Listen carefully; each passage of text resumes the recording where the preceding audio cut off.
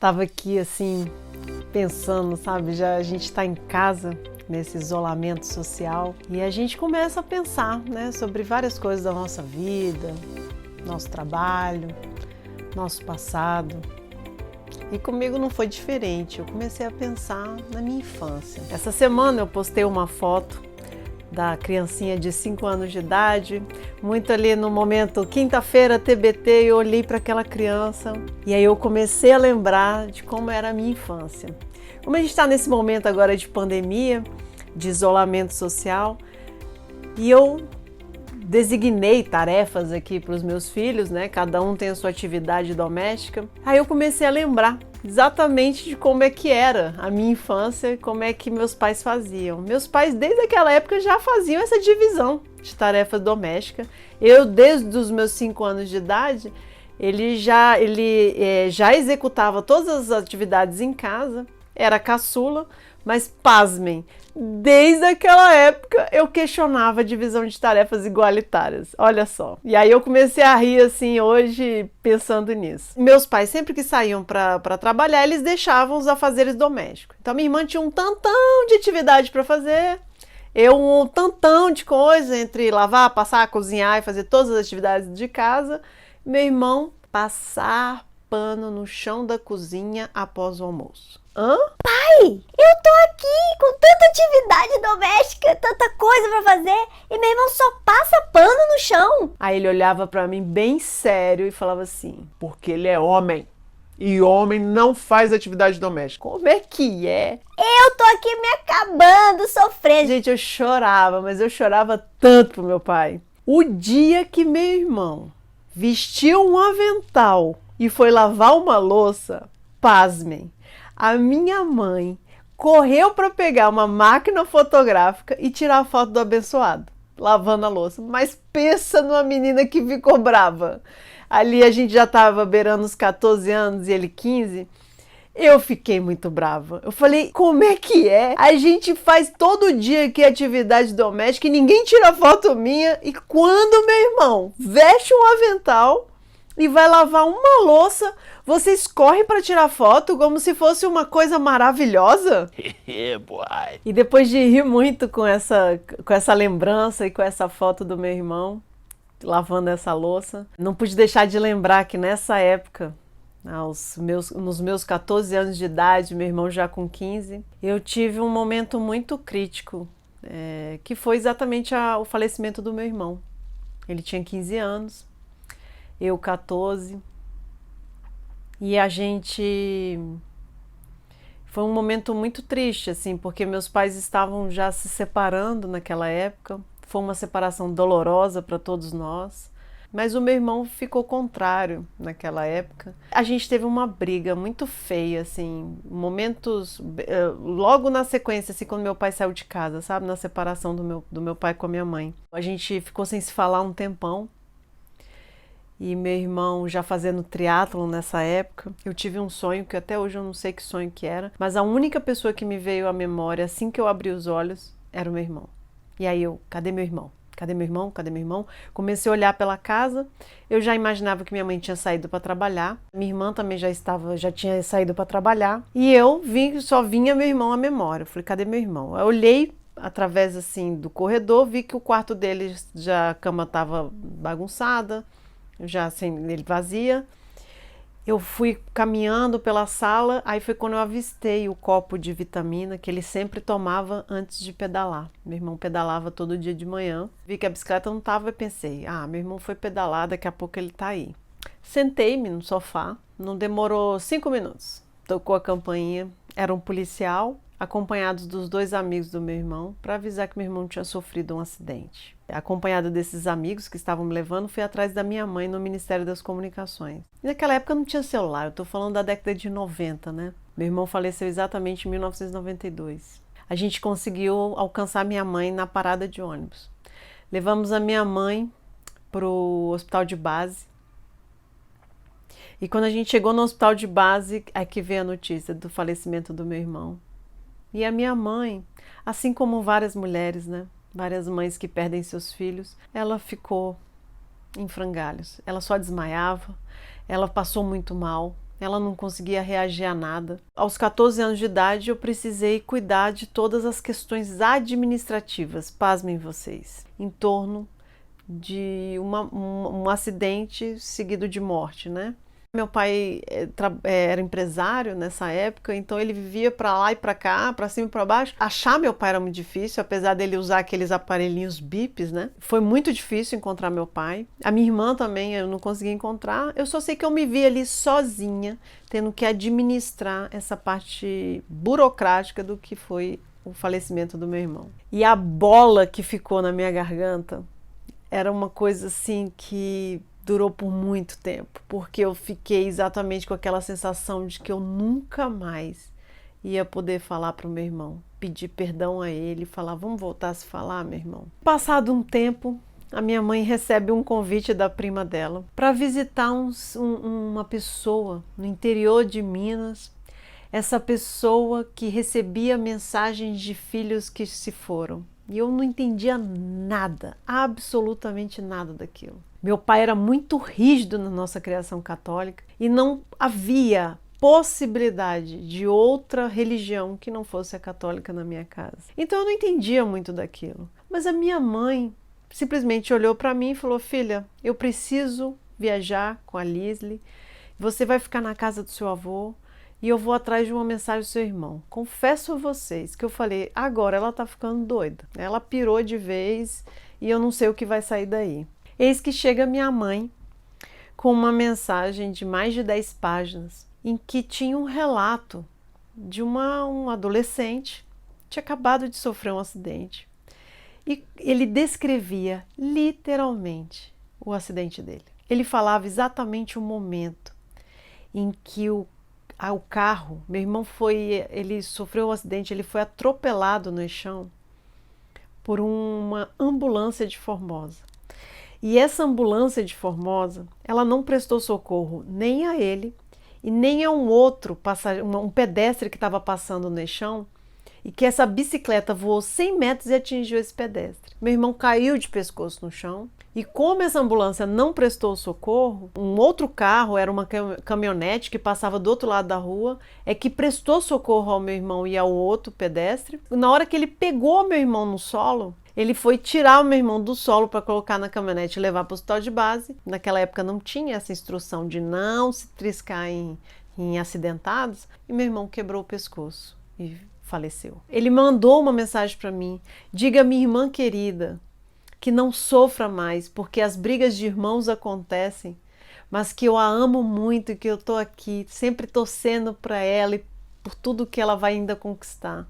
Bom, a realidade é que depois desse perdão astral aí do meu irmão, ele conseguiu girar uma chave dentro de mim em que eu pude voltar a respirar, a voltar a ser a Daniela que eu sou, a Daniela que eu queria, né, ser dali para frente, mas com várias dúvidas na cabeça, várias questões que aos poucos eu fui buscando nos livros, compreendendo sobre a espiritualidade, sobre filosofia, sobre todas essas coisas, mas também uma jovem adolescente, e que logo depois a gente saiu de Brasília, minha mãe pediu transferência, ela já trabalhando na Procuradoria-Geral da República, e ela pede então transferência para Campinas, porque ela não aguentava viver mais na 104 Norte e naquele apartamento que só trazia lembrança do meu irmão. Quando eu estava lá para os meus 16 anos, eu peço pelo amor de Deus, mãe, pelo amor de Deus, vamos voltar para Brasília, mãe, não aguento mais. Eu quero voltar para meus amigos, já estava naquela adolescência, né? Terrível, namorando e não sei o que. Eu falei, mãe, eu preciso voltar para Brasília. Aí ela cedeu e a gente voltou para 104 Norte, nosso apartamento estava alugado. E para ela foi muito difícil esse retorno, mas aí eu conheci o meu namorado, à época. E esse meu namorado é o pai do meu filho, em que eu engravido aos 18 anos de idade. Foi um susto, foi um baque para todos nós, porque não esperávamos aquilo. Minha mãe, principalmente, ela ficou muito revoltada comigo, meu pai. Mas o pai do meu filho prontamente foi pro meu pai, pediu minha mão em casamento, para minha mãe, pediu minha mão em casamento. E foi um acordo entre as famílias e que aquilo tudo já estava no esquema de que a gente se casaria e teria aquela criança. Mas na realidade mesmo assim, é que sofri bastante na minha gravidez. A gente já não estava muito bem, era uma época que ainda não existia celular também, então ele sumia para um lado, eu ficava sozinha no apartamento. A minha mãe realmente ficou muito desgostosa, muito chateada comigo, então ela também sumiu pro outro lado. E eu só sei que eu ficava ali naquele apartamento, eu chorava, porque eu queria compreender como tudo ia se dar, né? Eu tava a barriga crescendo, eu louca para ver aquela criança, louca para conhecer meu filho e com muito medo do futuro. Mas eu tinha muito desejo de encontrar aquela criança, de olhar no rostinho daquela criança que ia nascer e botar ela no meu colo e falar: vou te proteger para todo sempre. Eu não sabia nem de onde saía tanta força. Um belo dia, eu chorando muito, dormi de tanto chorar e eu tive um sonho mais lindo. Um senhor de barba branca, cabelo todo branquinho, chegava para mim e falava assim: minha filha, tenha calma, tudo vai dar certo. Esse filho, quando nascer, vai unir todos vocês. Falou desse jeito. Eu nem sei o que aconteceu. Só sei que eu acordei com uma energia tão grande que me consumia, assim, que eu falava, era outra Daniela. Eu só sei que eu consegui terminar o que eu precisava terminar, porque a essa altura eu fazia brigadeiro para vender para poder montar o enxoval do Arthur, meu filho mais velho. E eu fiquei com muita energia, sabe? Eu falei, caramba, agora vai dar tudo certo, eu vou terminar tudo. E eu consegui seguir adiante. Já estava no do oitavo mês já de gravidez. Foi quando eu e o pai do meu filho, a gente teve uma conversa bem sincera. E eu falei para ele, olha, eu não quero casar desse jeito. Eu não tô me sentindo bem, eu acho que você só vai se casar comigo por causa dessa criança, então eu prefiro seguir a minha vida sozinha. E ele, só sei que ele riu muito, gargalhou na minha frente, falou: quem vai te querer, mãe, solteira, gorda, grávida? Ele proferiu todas essas sentenças para mim, e aí eu falei assim: poxa, então tá, mas eu mesmo assim eu não quero não. Eu vou seguir sozinha. Foi muito difícil. Nessa mesma época, uma tia minha, quando me viu, virou e falou assim: minha filha, o que você fez da sua vida? Você acabou com a sua vida. Eu falei: não, tia, não acabei com a minha vida não. Porque eu não acabei com as esperanças que eu ainda tenho. E eu vou, com toda a força do meu ser, fazer de tudo para que essa criança esteja sempre bem, nutrida, saudável e que eu consiga, nem se eu tiver que trabalhar em 5 lugares, eu vou conseguir montar minha vida com ele. Ele é lindo e eu amo demais essa criança que hoje já está com 22 anos. Mas o parto com ele foi outro parto. Eu vou falar uma coisa. Eu acho que essa minha trajetória foi para me transformar nessa mulher que eu sou hoje. Essa mulher que incentiva outras mulheres, né? E aí não podia passar por poucas dificuldades, tinha que passar por muitas, na verdade. Pois bem, aos meus 18 para 19 anos, eu me deparei com uma situação que é comum a muitas mulheres nesse Brasil afora. E quem sabe o mundo também, mas aqui no Brasil a máfia é grande. E no 8º mês de gravidez, o médico fala para mim assim: Daniela, a gente vai precisar fazer uma ecografia mais detalhada porque seu filho não está recebendo alimentação suficiente. E se preciso for, a gente vai fazer uma cesariana para retirar essa criança antes do tempo. Eu fiquei muito mal. Eu só chorava, porque além de todas as dores que eu já sofria, já passava, os obstáculos que eu tinha com o filho, pai do meu filho, com minha mãe, com me sentir sozinha, agora meu filho não recebia alimento suficiente. Imagina. Eu sei que eu cheguei no consultório da ecografia chorando. Eu estava muito mal. E aí o médico foi um anjo. Quando ele terminou a ecografia, ele falou: mãe, seu filho está perfeito, em perfeitas condições. E você consegue, mãe, alimentar perfeitamente seu filho. Nossa, ele não tem ideia do quanto ele alegrou a minha vida. Mas ali eu percebi que o meu médico, na verdade, ele estava querendo programar a minha cesárea para poder participar de um congresso em Portugal. Eu fiquei muito chocada com aquilo e revoltada também, porque eu cheguei no consultório e eu joguei na mesa dele o resultado da ecografia e falei, olha só, você tem um congresso daqui a 2 meses e eu não vou tirar meu filho. Era assim, 2 meses ou 1 mês e meio. E eu não vou tirar meu filho numa cesárea, no parto cesárea, só porque você quer. Procurei outra médica do plano de saúde, uma mulher. Contei para ela esse enredo todo. E ela virou para mim e falou assim, minha filha, olha só, filho de primeira viagem e ele nada encaixado, você jamais vai ter um parto normal. Tira o seu cavalinho da chuva.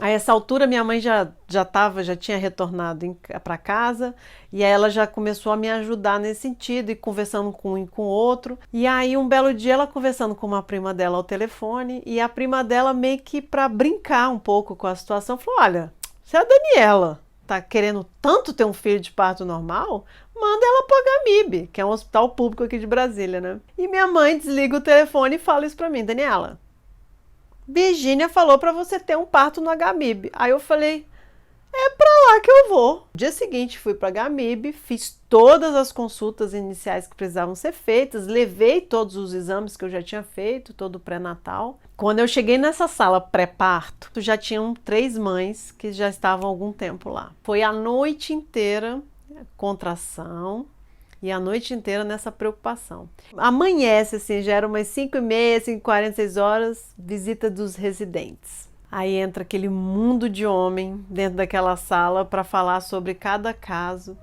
Aí fala do meu caso, levanta o lençol, falar essa mãe assim, assim, assada, eu morta de vergonha. Eles estavam já saindo, eu falei, graças a Deus saíram, né? Aí volta um médico e fala assim, mãe, você tá aqui desde que horas? Você quer? Aí começou a olhar o meu prontuário e falou, não, vamos estourar essa bolsa aí que já tem muito tempo em contração e nada dessa bolsa estourar. E o meu filho já estava com 42 semanas. Aí ele sai e me volta com um ferro deste tamanho, fininho, e falava, abre a perna, mãe. Vou estourar sua bolsa. Caramba, eu vou morrer, gente. É sério isso aqui? Estourou a bolsa e falou, olha, faz força agora, mãe, que eu já volto. Este homem não voltou, gente. E esta criança já estava para nascer. E eu comecei a ficar desesperada, porque eu lembrava das 2 voltas de cordão umbilical. Quando eu comecei a sentir a cabecinha do meu filho, eu comecei a gritar com a força que eu ainda tinha, porque eu vou te falar, não é fácil. Uma enfermeira aparece na porta e fala assim, calma, mãe, não vai morrer. Eu falei, tá nascendo! Foi a única força que eu tive ainda para falar alguma coisa. Aí eu só sei que veio uma médica residente, muito gentil, muito linda, amorosa. Ela, mãe, o que tá acontecendo? E eu com a perna já travada.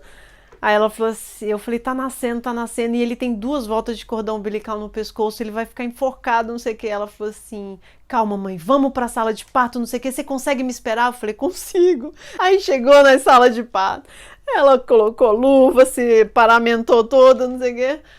Mãe, agora vai. Nasceu. Logo depois fui morar sozinha com ele e tinha 2 empregos para sustentar isso tudo, porque eu queria tocar uma vida só eu e meu filho, né? Minha mãe, tadinha, ela não precisava ficar com esse peso todo. Para isso eu tive que ter 2 empregos. E foi exatamente nessa época aí, de 19 para 20 anos, que eu entro na Polimídia, a Polimídia de Fernando Lemos. Entrei por meio do meu primo, Rui Fabiano. Entrei como secretária e na Polimídia aprendi tudo, absolutamente tudo que eu sou hoje. Naquele momento eu me deparei, a gente já prestava assessoria para o Fernando Henrique Cardoso, era presidente à época, estou falando de 98, 99. Eu me deparava com aquele universo, com a política, né, com os políticos, aquela coisa, aquilo realmente era muito encantador. À altura eu já fazia o curso de psicologia na faculdade, e gostava muito da psicologia, muito mesmo, mas eu comecei a questionar. Acho que eu fiz a escolha errada aqui, eu tenho que ir para a ciência política porque eu acho que seria muito contribuição para tudo isso que eu estou vivendo.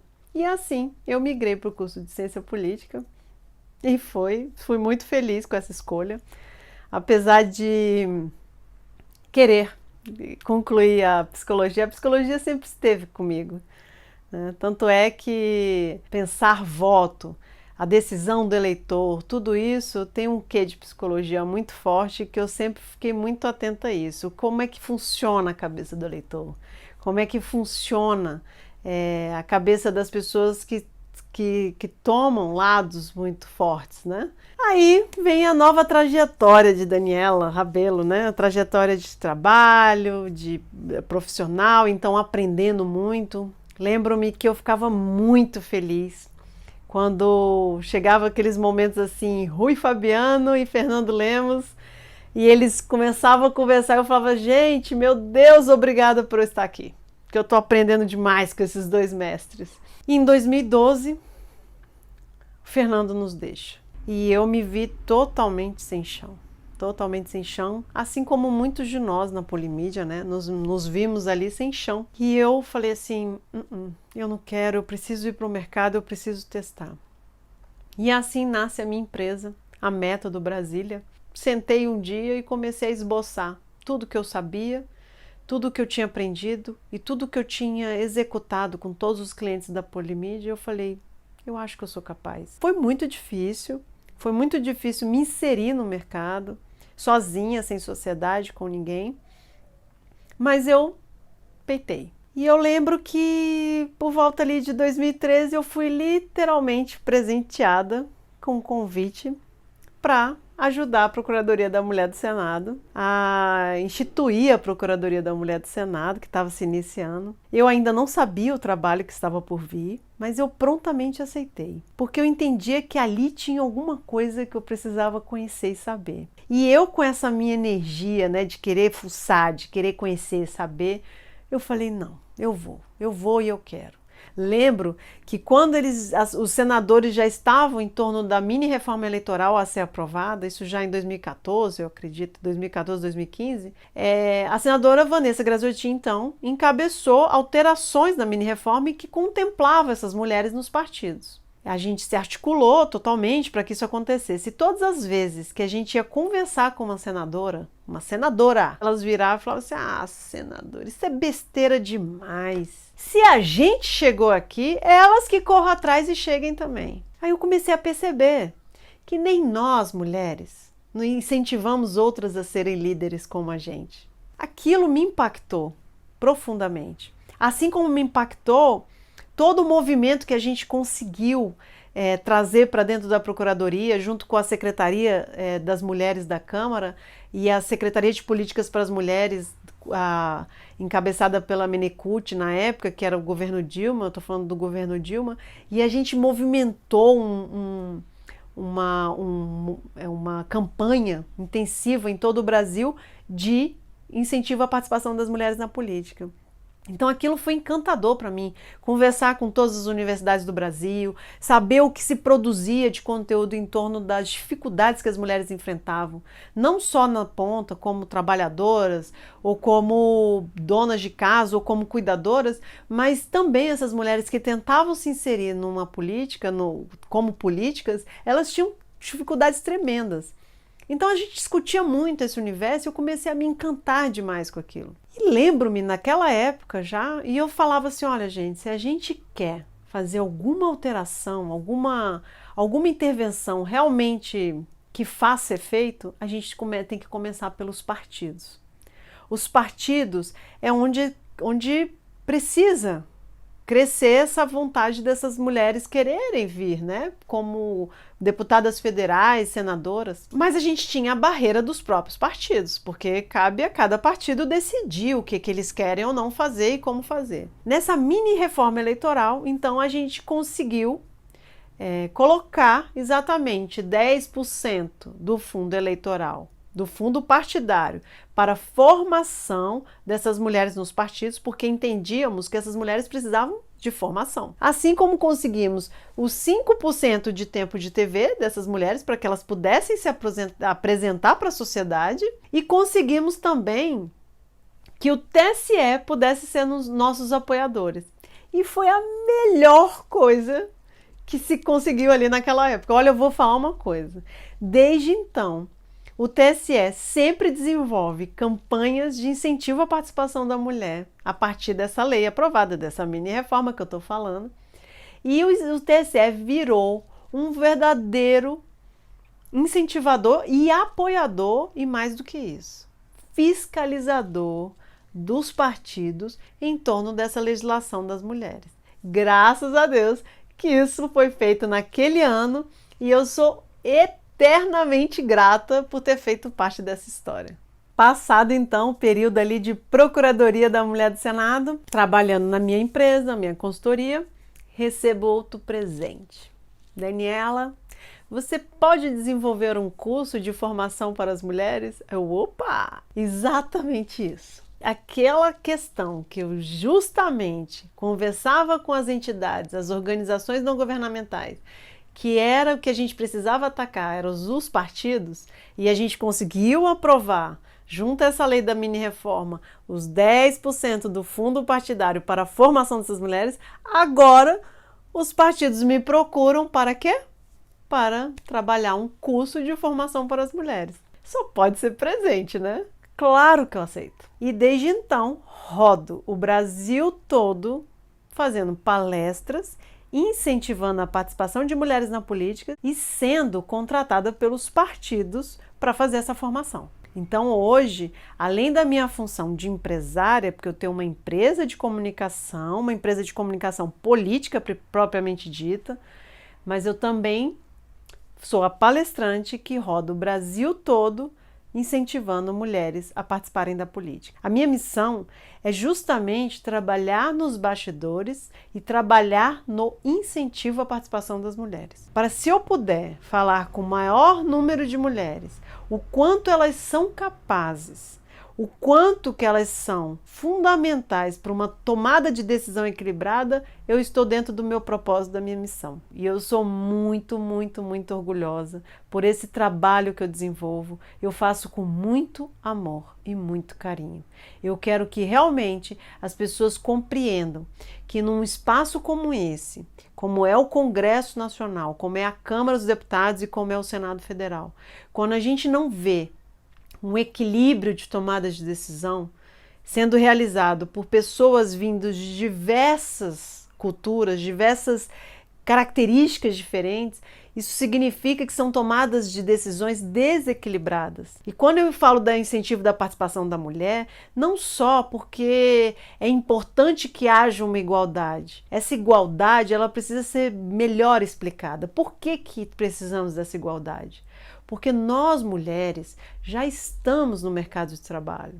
Nós, mulheres, somos essas donas de casa, essa mãe, essa guerreira, essa batalhadora, essa mulher que compreende esse cenário doméstico muito bem. É por isso que eu fico aqui, que eu entro nessa campanha, nessa batalha de incentivo, e por isso que eu lancei esse livro. Faça você mesmo, o Guia Completo da Mulher na Política, em que eu faço um resgate histórico aí dessa mulher, mas eu trago para ela também ferramentas de comunicação, de marketing político e de oratória para que ela entre com o pé direito. Porque eu conheço exatamente como é hostil este ambiente de campanha, esse processo todo eleitoral de campanha é muito difícil. E sem preparo fica impossível. Quer ver um exemplo? Contei até agora aqui toda a minha história de vida, toda a minha história pessoal. Quando o meu segundo filho nasceu, o Igor, eu já casada, eu pensei assim, agora eu vou fazer diferente. Agora eu quero que esse filho não só venha de forma natural, como o Arthur veio, o meu mais velho, mas agora eu vou comandar isso. Eu vou organizar todo o parto do meu filho. E comecei a conhecer pessoas incríveis nesse meio.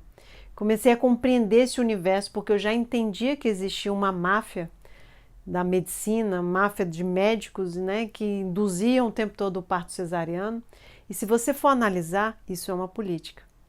Isso é uma política que não está funcionando e que precisava de uma intervenção de alguém para que isso virasse uma lei, alguma coisa que endurecesse um pouco mais esse movimento que existe de desencorajar mulheres a terem seu parto natural. O Igor começou a se desenvolver em casa E a gente continuou, então, a fazer os exames, as coisas que os médicos pediam, e a gente não tinha consciência do que estava acontecendo. A médica dele, a doutora Carla Capuano, examinou o Igor já lá nos seus 3 meses, 4 meses, quando ela virou e falou assim: mãe, você precisa estimular o Igor porque ele tem hiperlaxidão ligamentar. Eu falei: o que é isso?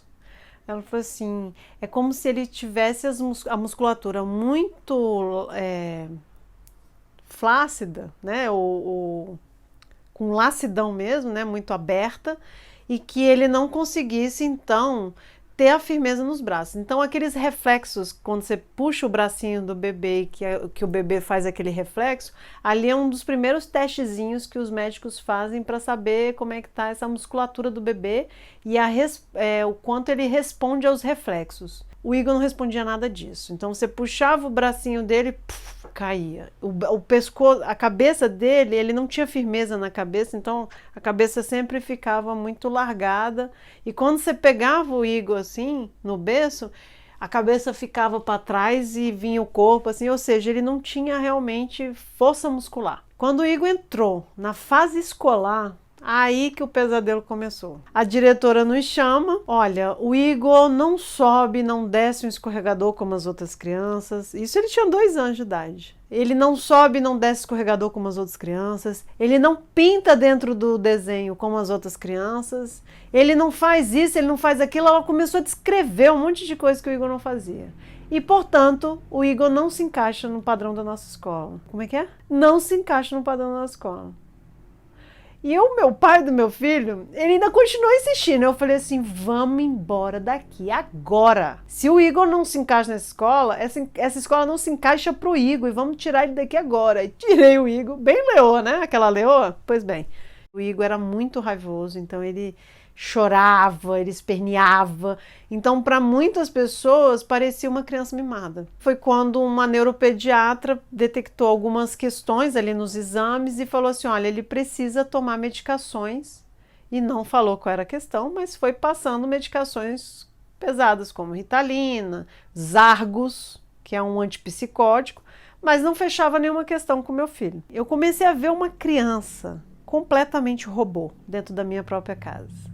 Ele tomava esse antipsicótico, ele parecia um robô. Ele só respondia aos comandos, sim, sim, nenê, parecia um robô, literalmente. Aquilo foi me dando uma agonia, foi me dando uma agonia, foi me dando agonia, que eu falei: não vai dar certo, esse remédio tem alguma coisa. Eu voltei na médica. Eu falei: doutora, tem alguma coisa errada. Ele falou assim: seu filho precisa de antipsicótico, porque senão ele vai fazer alguma loucura, não sei o que. E ela começou a descrever um monte de coisa. Eu falei: gente, que absurdo. Eu nunca tinha me atentado para nenhuma questão de deficiência naquela época. Isso é fato. Voltei para casa, assim, sabe, sem saber o que eu ia fazer com aquilo tudo e tentando convencer o pai do meu filho de que eu não queria dar aquele remédio, que eu não queria, que eu achava aquilo pesado demais para ele, que eu ia achar alguma solução para o meu filho Igor. Os anos foram passando, eu conheci a terapia floral. Me encantei pela terapia floral, comecei a estudar a terapia floral para ajudar meu filho Igor, e eu comecei a introduzir, então, junto com o remédio, a terapia floral, e aí depois a aromaterapia, e depois o reiki, e depois a meditação. E eu posso dizer que hoje eu consigo literalmente cuidar do meu filho sem medicação e ele se desenvolver bem dentro do que ele é. Anos depois veio o diagnóstico, autismo. Aí eu comecei a ver um outro universo, o universo dessas mães que sofriam a mesma coisa que eu sofria. A essa altura, eu já estava ajudando na comissão de pessoas com deficiência na Câmara dos Deputados e vendo o universo de mães, de crianças com Zika, de mães que adquiriram a Zika, né? E de crianças com deficiência, todo tipo de deficiência, auditiva, visual, autismo, Downs. E aí foi um outro universo.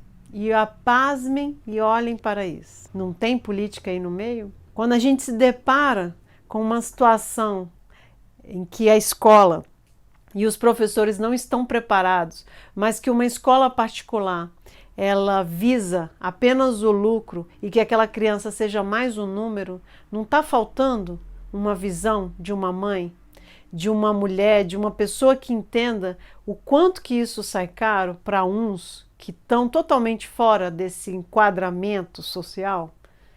Então são essas visões, essas reflexões que eu digo que quando há o equilíbrio da participação e da tomada de decisão, a gente consegue fazer com que essas políticas públicas elas realmente nos atendam aos nossos anseios. Depois de toda essa história, né, de contar toda a minha vida para vocês, e muitos devem estar se perguntando: nossa, Daniela, como é que você dá conta disso tudo? Como é que você dá conta aí de tanta tarefa, de tanta atividade, de ser empresária, de ser mãe, de ser palestrante, né, escritora? Como é que você dá conta disso tudo?